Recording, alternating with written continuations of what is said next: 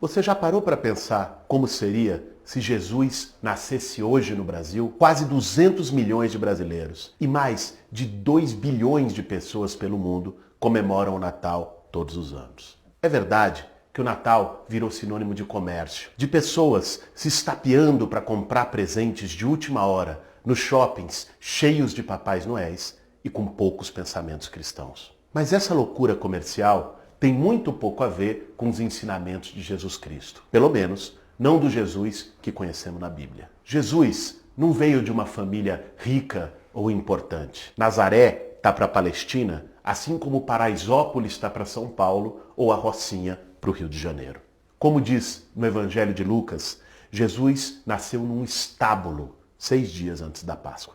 O estábulo não pertencia a José e a Maria. Eles estavam lá porque não tinham nenhum outro lugar para ir. Sim, é verdade. Jesus, como milhares de outras crianças, nasceu sem teto. Quantos juízes no Brasil de hoje não mandariam despejar a família, mesmo com a mãe grávida? Desde que nasceu, Jesus foi perseguido pelos governantes, como se fosse um criminoso. As escrituras contam que o rei da época mandou matar todas as crianças com menos de 2 anos nos arredores de Belém, com medo da chegada do Filho de Deus. Você pode estar pensando, mas o governo mandava matar crianças? Que horror! Pois é, no Rio de Janeiro, pelo menos 6 crianças foram mortas durante ações policiais em favelas. Uma delas, Agatha Félix, de 6 anos, que morreu com um tiro de fuzil nas costas. Em São Paulo, a vítima mais jovem do massacre de Paraisópolis foi um menino de apenas 14 anos. Jesus dedicou toda a sua vida para os humildes como ele. Defendia e curava os miseráveis que andavam pela rua da Galileia. Ele era misericordioso com as prostitutas. No Evangelho de Mateus,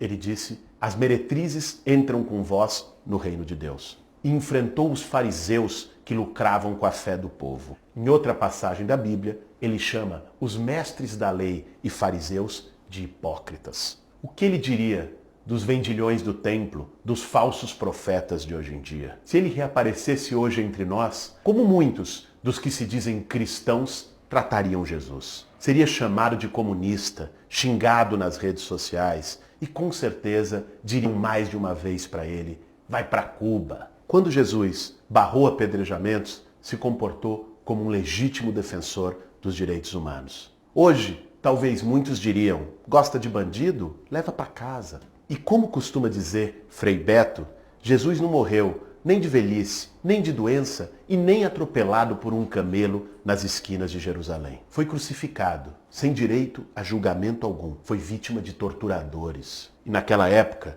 também existiam entusiastas da tortura que aplaudiram a sua morte de pé. Jesus teve esse destino justamente porque ousou enfrentar os poderosos, enfrentar os preconceitos e defender a igualdade entre todos. O Evangelho de Mateus conta que certa vez Jesus disse: é mais fácil um camelo passar pelo buraco de uma agulha do que um rico entrar no reino de Deus. Ele defendeu a divisão dos bens como expressão da igualdade social. E Marcos, no seu Evangelho, conta como ele partilhou entre todos os pães e os peixes. Jesus remava contra a maré. Nesse Natal, minha sugestão é que você junte seus familiares e amigos e pergunte a eles: você ficaria do lado da mulher grávida debaixo da lona ou do juiz que assinou sua ordem de despejo? Da criança assassinada na favela ou do rei que mandou matá-la? Da prostituta apedrejada ou do falso profeta que lucra com a fé dos humildes? Do torturado ou do torturador?